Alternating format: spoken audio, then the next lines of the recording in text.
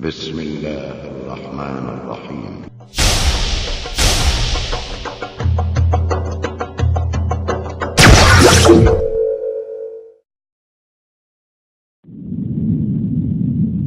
And tomorrow will be the Yawmul Hajj, the day of Hajj. And if anyone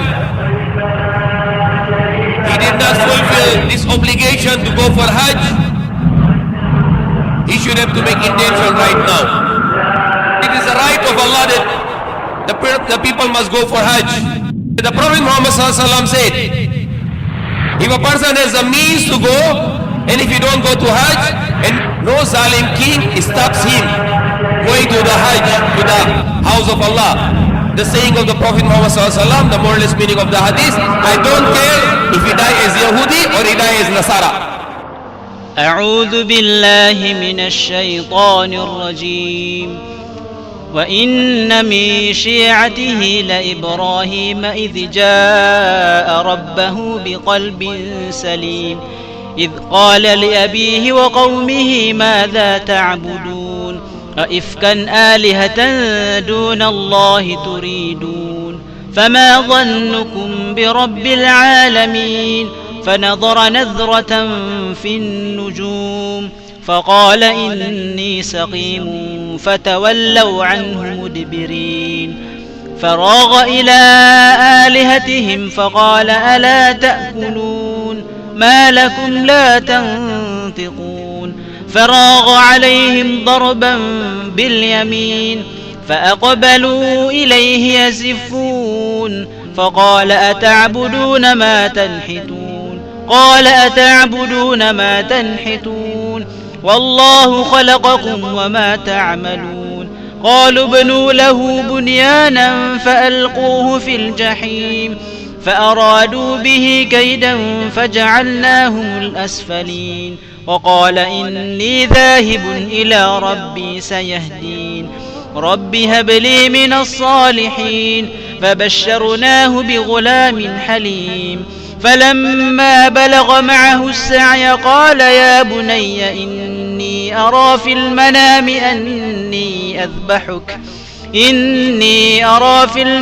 أني أذبحك فانظر ماذا ترى قال يا أبت افعل ما تؤمر ستجدني إن شاء الله من الصابرين فلما أسلما وتله للجبين وناديناه أن يا إبراهيم قد صدقت الرؤيا إنا كذلك نجزي المحسنين إن هذا لهو البلاء المبين وفديناه بذبح عظيم وتركنا عليه في الآخرين سلام على إبراهيم كذلك نجزي المحسنين.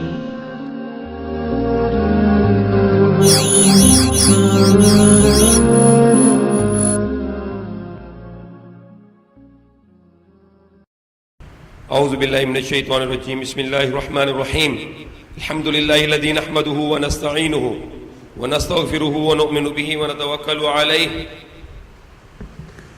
ونعوذ بالله من شرور أنفسنا ومن سيئات أعمالنا ومن يهد الله فلا مضل له ومن يضلل فلا هادي له ونشهد أن لا إله إلا الله وحده لا شريك له ونشهد أن محمدا عبده ورسوله.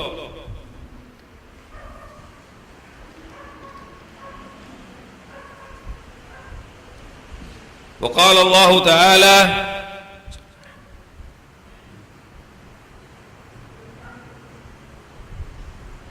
وإن من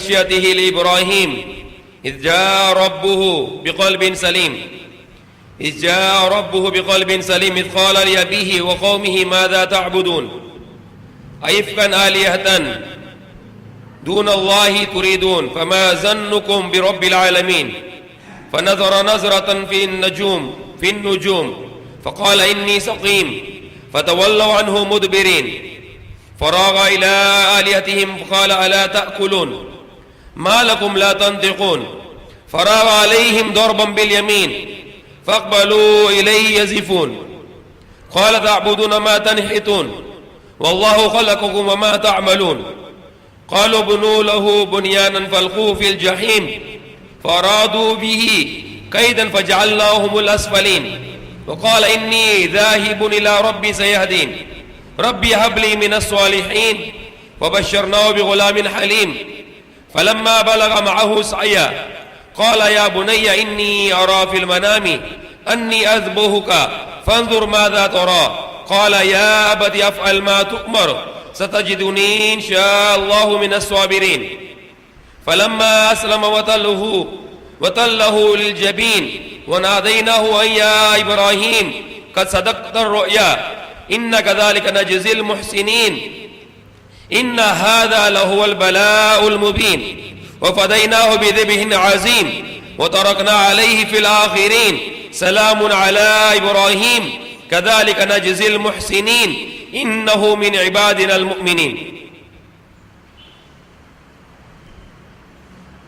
Today is 8th of Zulhijjah and tomorrow is a great day. Tomorrow will be the great day for all the year. And tomorrow will be the Yawmul Hajj, the day of Hajj. And if anyone, he did not fulfill this obligation to go for Hajj, he should have to make intention right now that he is willing to go for Hajj next year, inshallah. Because if you are not going to have intention for Hajj and you die, you will be die as a kafir. You will be die as a disbeliever. Because you did not care for the one of the pillar of Islam. And if there is one of the pillar of the building is lacking, the building must be collapsed. And we have 5 pillars of Islam: Shahada, Salah, Zakat, Saum, Ramadan, the fasting in the month of Ramadan, and the Hajj, Hajj al-Bayt, to make the Hajj to the house of Allah in Makkah. And Allah said in the Quran that it is the right of Allah that the people must go for Hajj. And upon the people, that's a right. That's an obligation and that's a right of Allah that we should give, that we should go for Hajj. And Allah said, whoever turns away, disbelief, then Allah is not in need. Allah is rich. So if a person, he doesn't care about this obligation of fulfilling the Hajj, if he don't mind about that, he don't care about that, he can travel all around the world for his business trips. He can go all around the world for looking for money for his job. Even to serve to the disbelievers, he go abroad, he work, and he get dollars and euros and pounds, but he don't care about going to Hajj, to the house of Allah. That person cannot be a believer. He is a not believer, he is a disbeliever, he is a kafir according to the Quran. Allah said, وَمَنْ كَفَرَ, and whoever disbelieve, a person he doesn't want to go to Hajj, Allah is saying it's equivalent to a disbelief. You are a disbeliever now. It's another thing that you have no means to go. You don't have a financial, you are not eligible financially, or you are not getting visa, somebody obstructing you, or you might have some serious problem, like your mother is in critical condition, your father is in critical condition, and there are some other reasons. Because of that, if you cannot go to the Hajj, then Allah is going to forgive you for that. But without the reason, you are well-being, you have money, you can go to Hajj, nobody stops you, you can even go and get the visa, they will not stop you. And if you don't go to the Hajj, then you are committing a disbelief. There's the same thing. Last year I spoke, and many people were agreed that they should go to Hajj right away. And one of my friends, I called him in the morning and I told him that the Prophet Muhammad ﷺ said, If a person has a means to go, the more or less meaning of the hadith, he has a means to go, and if you don't go to Hajj, and no zalim king also, he said, no zalim king stops him going to the Hajj, to the house of Allah, and he is financially good enough to go for Hajj, and if you don't go, the saying of the Prophet Muhammad ﷺ, the more or less meaning of the hadith, I don't care if he die as Yahudi or he die as Nasara. He don't care. You are not in Muslim anymore. You are not Islam anymore. You are going to die as a Yahudi or Nasara. Prophet Muhammad ﷺ said, I don't care about him. I told my friend, and my friend when I told this hadith, he said he will go to Hajj right now. He must go to Hajj right now because he don't want to die as Yahud and Nasara. So here are people here who listen this message here, and you are eligible for go to Hajj. Make your intention right now, so you will be protecting your iman. You will not die as a disbeliever. Just make intention, pray to Allah, Allah will make a means for you. Allah will arrange for you everything.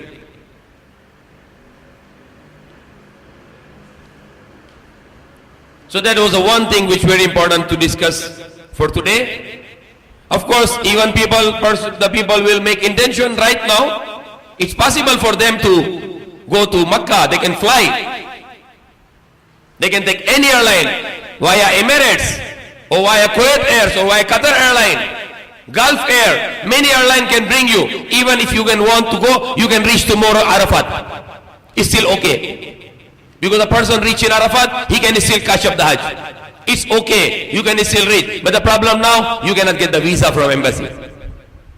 And in fact today, one of the very serious problem today here, the place we are living today, more than 1,000 people, the Muslims, they were not able to get visa. And that is injustice.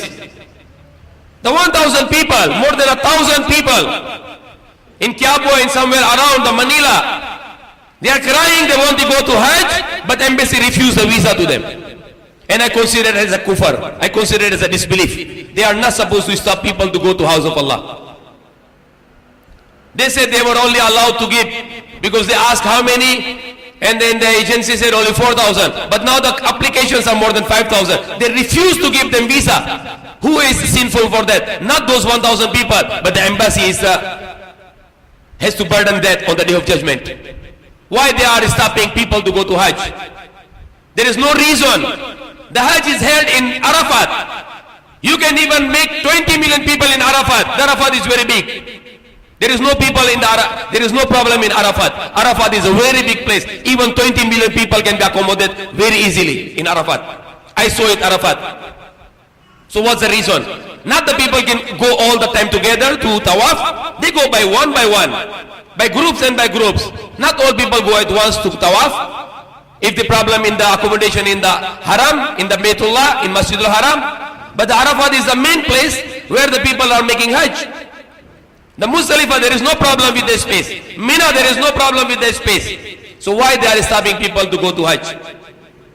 When Allah considered as a disbelief to stopping people, that those people who doesn't want to go to Hajj, even though they have a means, it's considered as a disbelief. But if a king stops them, a ruler stops them, then they are free from blame. So anyone here who haven't made Hajj should make intention now, because Prophet Muhammad ﷺ said, if a person, he has a mean to go, and no zalim king stop him, no unjust king stop him to go to Hajj, and if you don't want to go to Hajj, I don't care if he die as a Nasara or Yahudi. That's the more or less meaning of the hadith. I don't care if he die as Yahudi or Nasara. Kung patay siya sa Judyo or sa Kristiyano, bahala na. So that's very critical thing, that if any Muslim here who is very well-being, and if he is not done his Hajj, and he can go around the world for his business, but he don't care about the Hajj, which is the pillar of Islam, and if you remove the one pillar in a building, the building is going to collapse.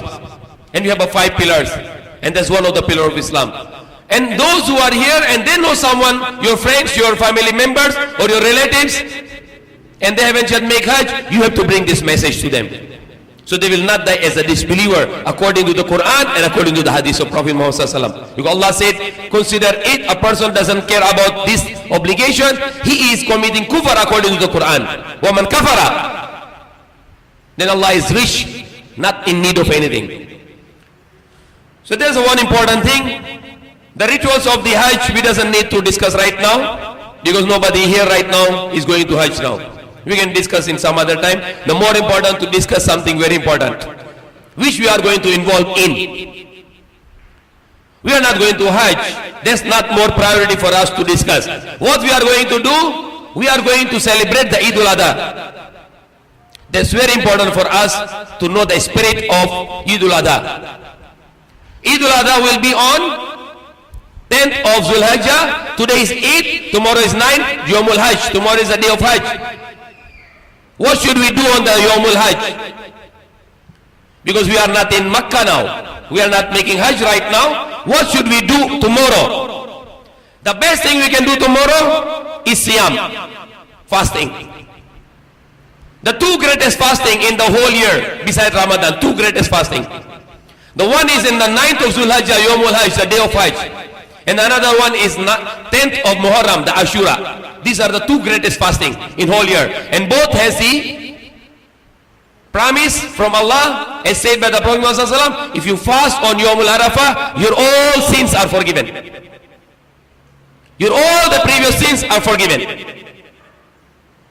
So there's a great thing for us to do tomorrow, inshallah. We all will have our fasting tomorrow. And inshallah we'll break our fast here, inshallah, tomorrow. We'll break our fast in the masjid tomorrow Maghrib time. And inshallah tomorrow night, I'm inviting everyone inshallah to come in the masjid for the akikah for my son, for my newborn son. So I'm inviting also tomorrow night after Isha will be the dinner inshallah. And tomorrow night after the Maghrib time will be the iftar for our fasting inshallah tomorrow. So that's the thing we can do. Tonight, we can make tahajjud. That is a very big reward. That's a very big blessing for us if you make tahajjud tonight, because tonight is the night of Hajj. Tonight is the night of Hajj. Allah said in the Quran about these 10 nights. Wal fajri wa layalin ashr. Allah is swearing. He's swearing by the Fajr, and he's swearing wa layalil ashr. I swear, Allah is saying, I swear the 10 nights. What are these 10 nights? The 10 nights of Zulhijjah. 10 nights of Zulhijjah. So tonight will be the 9th night. Tomorrow night will be the 10th night. Because the night comes first in Islamic calendar. So Sunday will be our Eid, but tomorrow night will be the night of Eid. The night of Zulhijjah, 10th Zulhijjah. And there are two greatest fasting as I mentioned. Tomorrow the Yawmul Hajj, the day of Hajj is a great fasting, and another one is the 10th of Muharram, Ashura, greatest fasting, these two. And there are two fasting which prohibited in 1 year. We can fast whole year, but there are 2 days we cannot allow to fast. Haram to make fasting. What are these 2 days? The Yawmul Eidain. The Eid al-Adha and Eid al-Fitr we cannot make fasting. So this Sunday, haram to make fasting because it's celebration.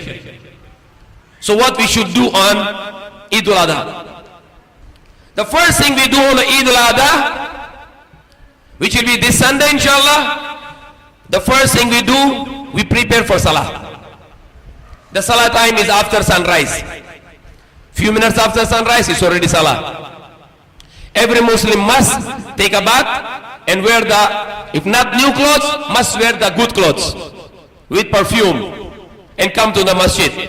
And while coming to the masjid, must say takbir. Takbir al-Eidain. Allahu Akbar, Allahu Akbar, La ilaha illallah, Wallahu Akbar, Allahu Akbar, Walillahil hamd. Allah is the greatest, Allah is the greatest. There is no God except Allah. Allahu Akbar, Allahu Akbar. Allah is the great, Allah is the great. Walillahil hamd, and all the praises are for Allah. This is the meaning of takbir. We must say while we are coming, and while we are in the masjid before Salah, and while we go out going back home, we should say takbir. That is one of the things we must do. After you take a bath, wear a good dress, If not new, at least a good, clean dress with perfume. Very clean. Must be brushed teeth very well. Must perform ablution very well. Come to the masjid, join Salatul Eid. All the women must come. Even those women who are menstruating, they must come, but they can stay outside the masjid and they can join the dua and they can listen to khutbah. They cannot perform salah. Those who are menstruating, monthly period. But they must come. The Prophet ﷺ command for that. That even the women who are menstruating, they must come to join Eid. Then continue takbir and then pray 2 rakat with jamaat. First rakat, additional 7 takbir, Allahu Akbar, and close your hand again. 7 times takbir, second rakat, 5 times takbir. Finish salah, listen to khutbah, after khutbah dua. And after dua, greetings. All the Muslims greet each other. And after that will becomes duha, the sacrifice. There is a surah in the Quran, Surah Al-Kawthar, which mention this very clearly. Bismillah ar-Rahman ar-Rahim. Inna a'tainaka al-Kawthar fasalli li rabbika wanhar. Inna sha'niyaka wal abtar. What is the meaning? Fasalli li rabbika wanhar. So pray and make the nahar. After that you have to sacrifice. So if some people, they are in hastening, they are in hurry, what they did before come to salah, they slaughter the cow or goat or sheep. The Prophet ﷺ said that's useless. That is only meat for his family, no sacrifice. He is not fulfilling obligation because the sacrifice must be after salah. When you finish salah, then you can make sacrifice. If you make sacrifice before salah, not accepted. And some people, they thought the sacrifice is only for those who are in Hajj. No. This sacrifice for every rich Muslim. Every well-meaning Muslim, he should have to sacrifice at least one from his family. At least one from one family. What is a one sacrifice? One goat, one sheep, not chicken. There is no doha, there is no adhai for the chicken. No, not okay. Goat, sheep, kambing, tupa, hindi pwede manok. That is considered as one. But kung baka, karabaw, camello, pito, that will be considered 7.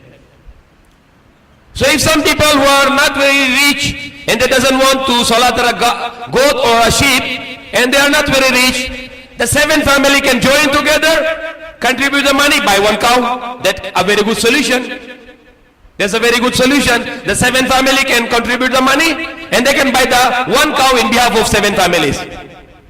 If you doesn't want to use the goat or sheep for your slaughtering, there's a solution in Islam. If you are not very rich, you cannot afford to buy a cow and you really want cow, because here, like example in Philippines, the people that doesn't like much goat and sheep, they like cow.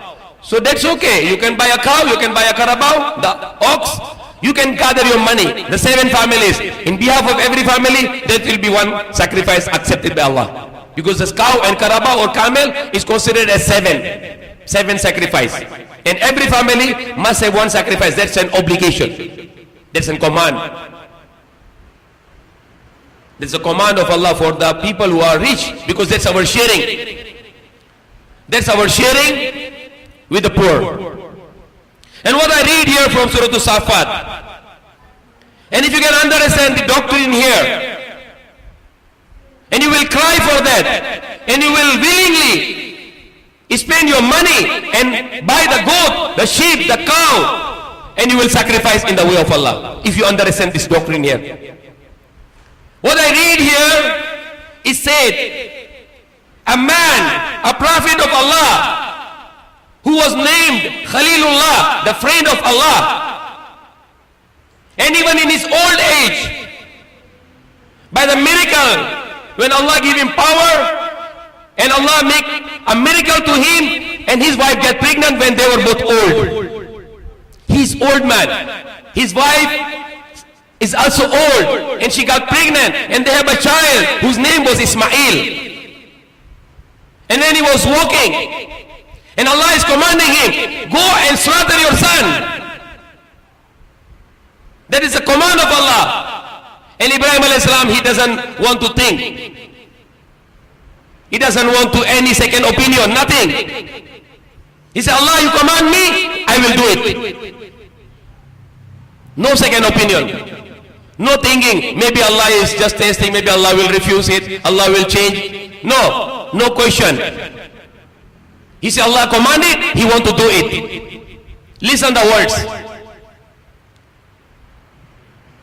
It will be starting from background when he was with these people who were idolaters, worshipping idols.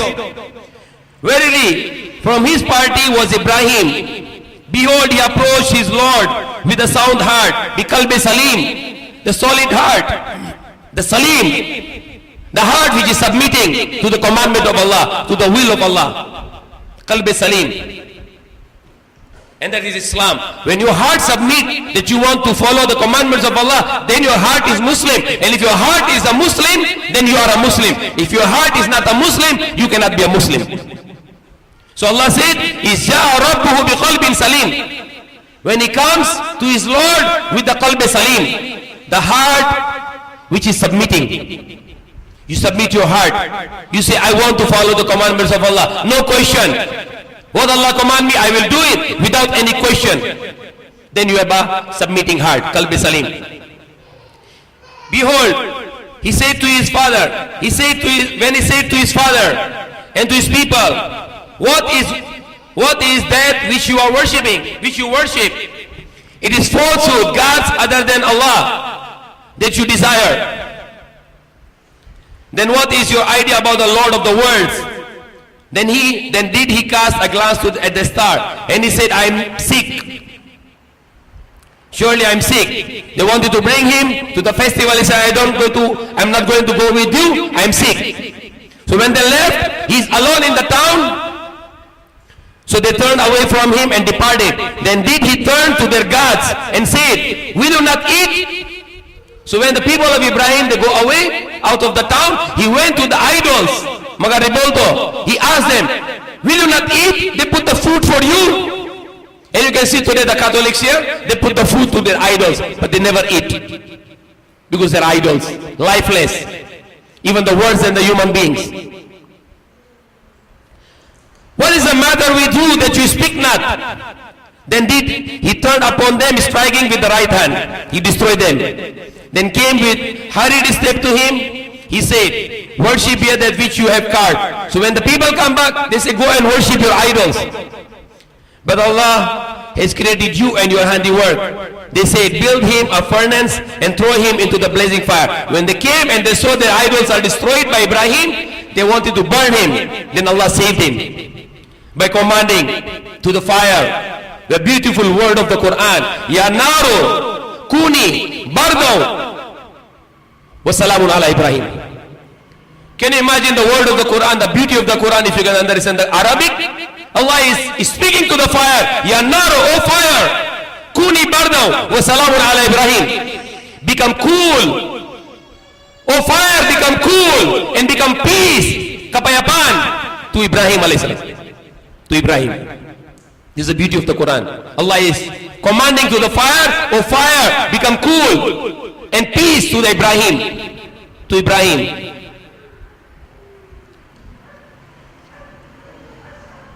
They then plotted against him, but we made them the ones most humiliated. He said, I will go to my Lord, he will surely guide me.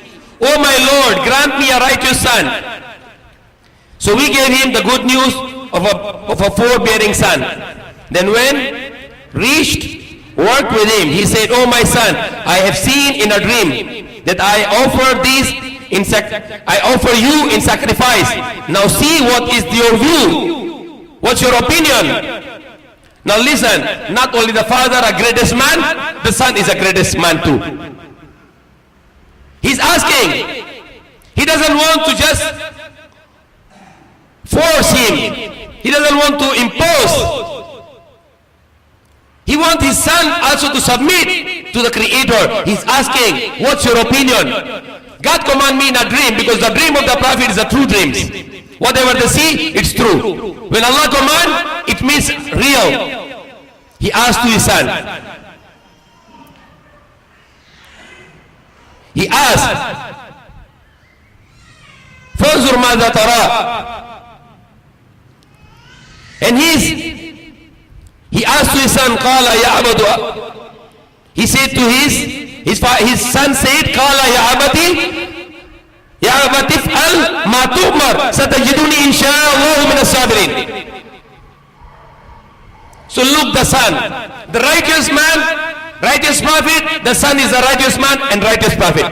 He said to his father, قال يا عبدي, oh my father. He said, oh my father, أفعل ما تؤمر. أفعل ما تؤمر. Do it what commanded to you by Allah. And he is even not saying Mayabag, no. He is saying Satijiduni, inshallah min ash-shakirin, min as-sabirin. He is not saying that I am something great, no. He is saying, you will find me, inshallah. By the will of Allah, you will find me among the patient. It's still the submission to Allah, not my own self. I can do this. But you will see, inshallah, by the will of Allah, you will find me sabirin. Now I'm asking here, if Allah were to command us that we get our sons and we slaughter our sons, is it easy for us or to just to buy the goat and cow and slaughter them in the name of Allah? What is the easy for us, and why it become hard for people to just buy a goat or a cow and slaughter in the name of Allah? Why it becomes hard for the people when Allah make it very easy? When Allah is not testing us with this terrible testing to slaughter your own son with your own hand, with a knife. That's why I said, if you understand the doctrine here, you will love to slaughter the animals every year on Eidul Adha, because Allah is asking nothing from us. Simple thing. And Allah is saying, it is not the meat and the blood reaches Allah, but what reaches Allah is what is in your heart. The moralist meaning of the ayah. And taqwa, your fear of Allah reach to Allah. Allah want to see your heart. You love money or you love Allah? If you don't love money and you love Allah, you spend your money, buy the sacrifice. And sacrifice in the way of Allah. Even you are not enough rich, go and buy at least a goat or a sheep and slaughter in the way of Allah and share with the people. Especially with the poor people. So there's a beautiful doctrine here. And that's also the shame we can give to the non-Muslims who say that we are bringing a new religion. Na'udhu billah. We are following the religion of Abraham as said in the Quran. Whatever we are doing today in the Hajj, it's the way of Ibrahim alayhi salam. He is the one who built the Kaaba. And we are following that. So his son saying, Kala ya abati af'al ma tu'mar. Oh my father, he said, oh my father, do it what Allah commanded you. Satijiduni inshallah min as-sabirin. And you will find me, not just because of me, but inshallah, by the will of Allah, among the patient. Allah will give me patience, inshallah. So he brought him, walking. Wanted to slaughter his son by the will of Allah, by the command of Allah. The shaitan come and tempted him. He threw the stones to shaitan.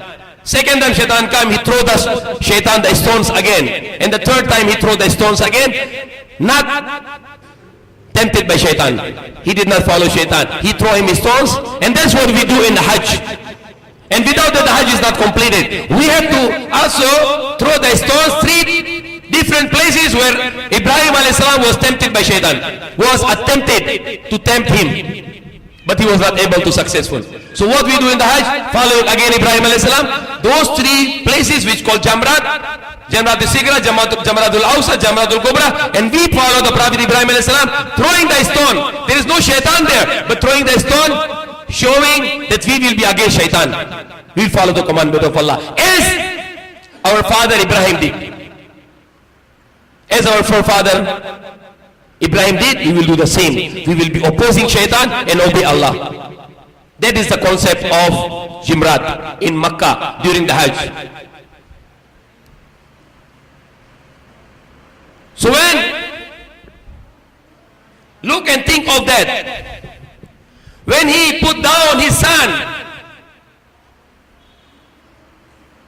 and he closed his hands, he tied up his hands to his son, and he put him on the floor, and he get a knife, and he wanted to slaughter his son because Allah commanded him, and he is not making any other opinion, no back out, walang atras. And then Allah is commanding from the heaven, the angel. Allah sent the angel. So when they had both submitted, and he laid him prostrate on his head, he put him down like prostration. We called out to him, "O Ibrahim, thou hast already fulfilled the dream. Thus indeed do we reward those who do right." So Allah sent the message that you already fulfilled. No more slaughter, no sacrifice of your son. That's Allah commanded. Allah sent the message, "Ya Ibrahim, no more. No need to kill your son, no need to sacrifice your son." Inna hadha lahu al-bala'u al-mubin. Surely that was the very clear trial. Subuk in Tagalog. وَفَدَيْنَاهُ بِذِبْحٍ عَظِيمٍ. And we ransomed him with a momentous, a great sacrifice. What was great sacrifice?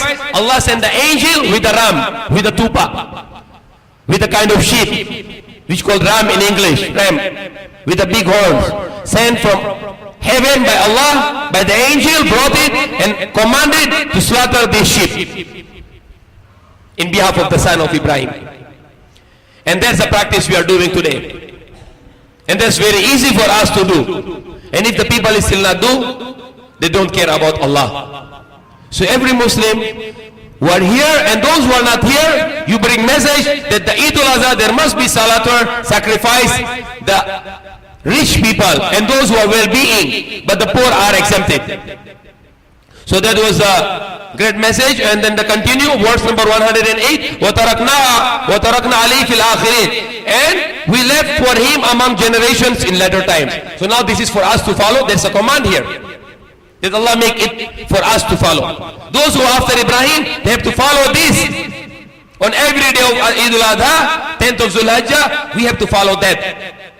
Some will slaughter, another will share. Giving and take and give. Give and take. Some will give and others will take. Salamun ala Ibrahim. Salam upon Ibrahim. Kazalika najzil muhsinin. Innahu min ibadina al-mu'minin. Thus indeed do we reward those who do right, for he was one of our believing servant. He was among the ibadina al-mu'minin. Ibadina al-mu'minin, slaves, believers slaves. So there was the very great message, which inshallah we will repeat again on the day of Eid, because more people will be here inshallah. So that's all. May Allah guide us. Alhamdulillah Rabbil Alameen.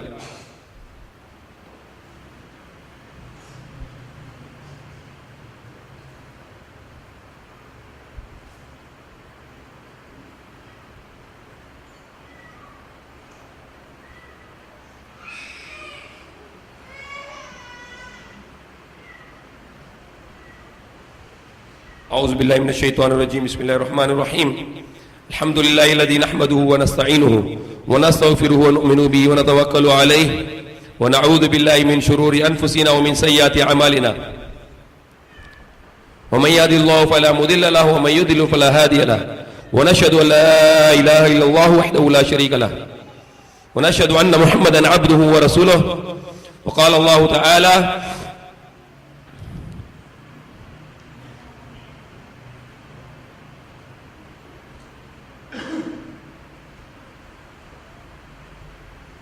وقال إني ذاهب إلى ربي سيهدين ربي هب لي من الصالحين فبشرناه بغلام حليم فلما بلغ معه السعي قال يا بني إني أرى في المنام أني أذبحك فانظر ماذا ترى قال يا أبت يفعل ما تؤمر ستجدني إن شاء الله من الصابرين فلما أسلم وتله للجبين وَنَادَيْنَاهُ أَن يَا إِبْرَاهِيمُ كَصَدَقْتَ الرُّؤْيَا إِنَّ كَذَلِكَ نَجْزِي الْمُحْسِنِينَ إِنَّ هَذَا لَهُوَ الْبَلَاءُ الْمُبِينُ وَفَدَيْنَاهُ بِذِبْحٍ عَظِيمٍ وَتَرَكْنَا عَلَيْهِ فِي الْآخِرِينَ سَلَامٌ عَلَى إِبْرَاهِيمَ كَذَلِكَ نَجْزِي الْمُحْسِنِينَ إِنَّهُ مِنْ عِبَادِنَا الْمُؤْمِنِينَ. Allah subhanahu wa ta'ala said, and he said, I will go to my Lord, he will surely guide me. Oh my Lord, grant me a righteous. So here he was praying to Allah for a righteous son. Because his wife Sarah, no child yet, he got married with Hajara or Hagar. She got pregnant and when she delivered, he brought them both in Makkah, near to Baytullah. And he left them there. When the child grew up, he went back to Makkah and he told him that he saw the dream and he wanted to slaughter him, sacrifice him. And he was tempted by shaitan, but Allah saved him from the temptation of shaitan, from the attempt of shaitan to tempt him. And Allah sent the sheep, the tupa, from the heaven, the ram, and he slaughtered that. And that's a beautiful doctrine for us to follow. And if anybody who don't care about that, then may Allah guide that person. Ameen. وَبَشَّرْنَاهُ بِغُلَامٍ حَلِيمٍ. So we gave him the good news of a floor-bearing son. And that was his son in old age. And the other son was either not yet born, the Ishaq, or maybe born but young. We don't know about that. I don't know about that. But he was willing to slaughter his son Ismail, but the Christian contradicts that was Ishaq. But we have the confirmed evidence that was Ismail, and that was held in Makkah, not in Sham. And Allah did not accept that sacrifice and exchange it with the sheep, with the ram, tupa. So when he reached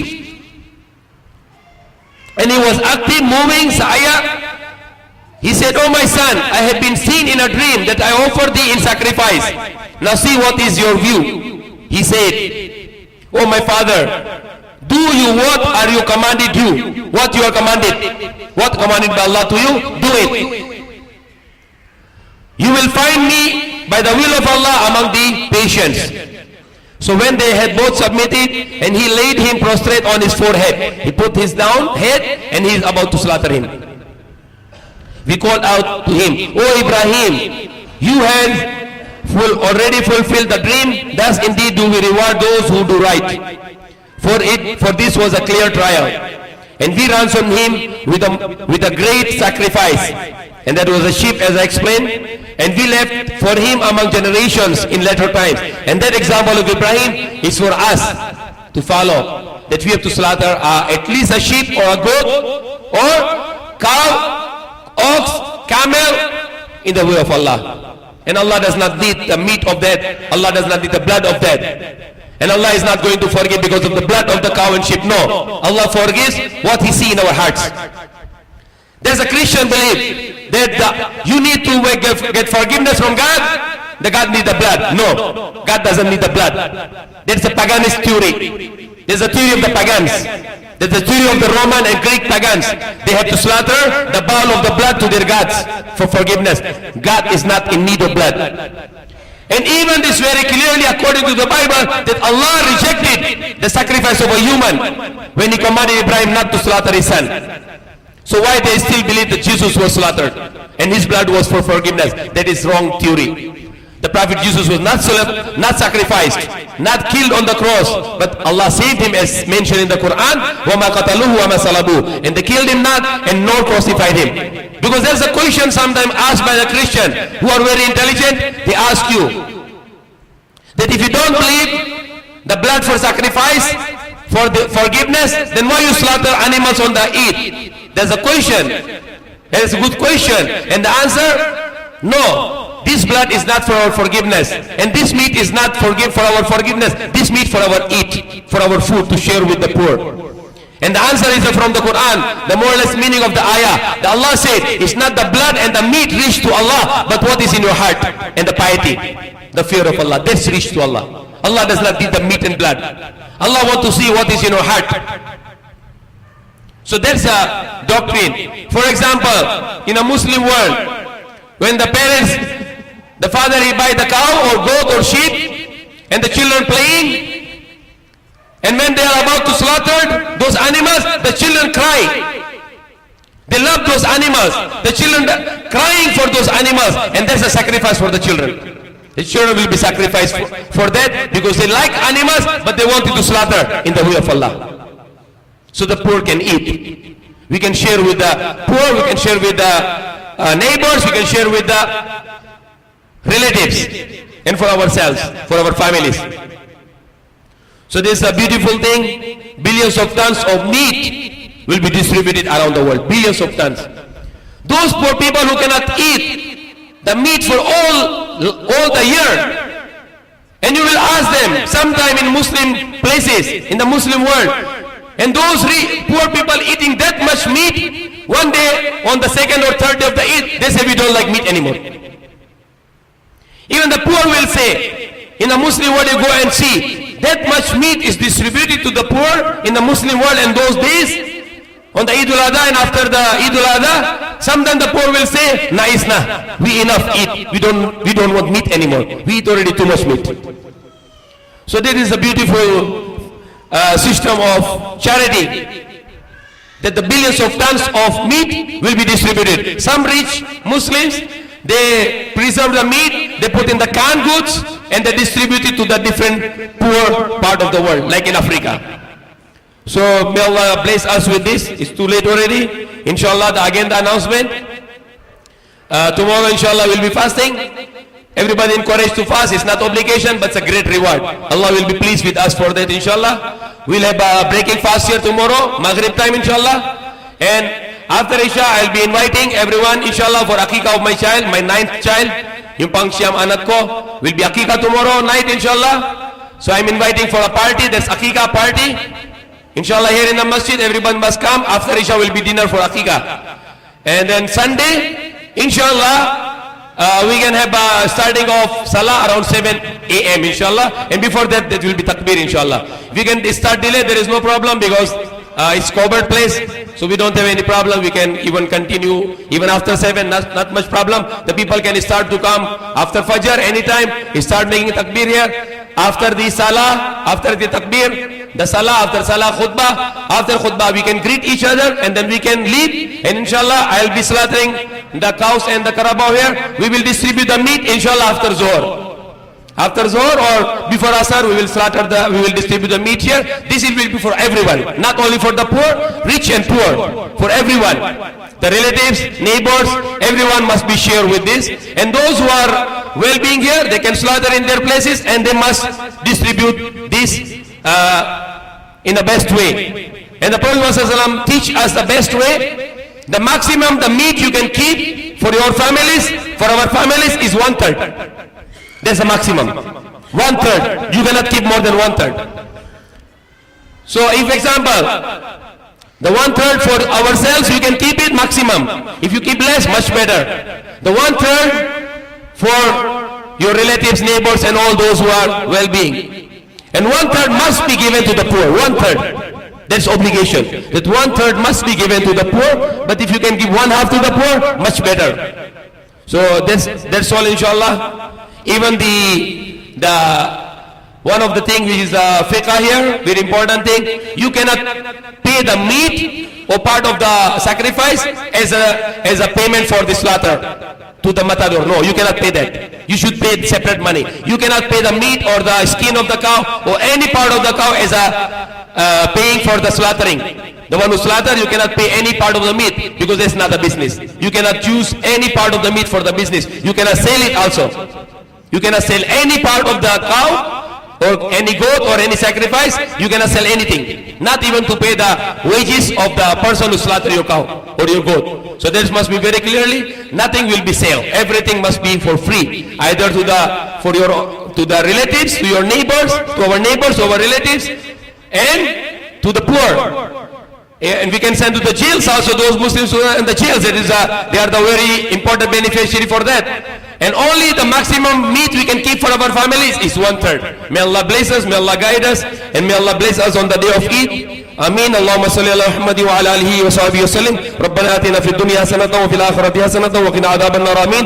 ربنا لا تزغ قلوبنا بعد إذ هديتنا وهب لنا من لدنك رحمة إنك أنت الوهاب. آمين. ربنا لا تؤاخذنا إن نسينا واخطأنا. ربنا ولا تحمل علينا إصرا كما حملته على الذين من قبلنا. ربنا ولا تحملنا ما لا طاقة لنا به واعف عنا واغفر لنا وارحمنا أنت مولانا فانصرنا على القوم الكافرين. آمين. ربنا آتنا في الدنيا حسنة وفي الآخرة حسنة وقنا عذاب النار. آمين. سبحان ربك رب العزة عما يصفون وسلام على المرسلين الحمد لله رب العالمين. The last and important thing, may Allah forgive me, that's very important. When we slaughter, we buy the animal, no show off. Walang pakitang tao. Otherwise, you will be committing a shirk. When you buy the small or big animal, or even the giant animal, don't put your heart, the people will praise you. You commit a shirk. Because this is not for people, you are doing it for Allah. So even whatever animal you buy, don't show off. Walang pakitang tao, yan maging shirk yan. Sayang lahat. Everything will be useless if you are going to show off. Because you do it with sincerity, only for Allah. Alhamdulillah Rabbil Alamin.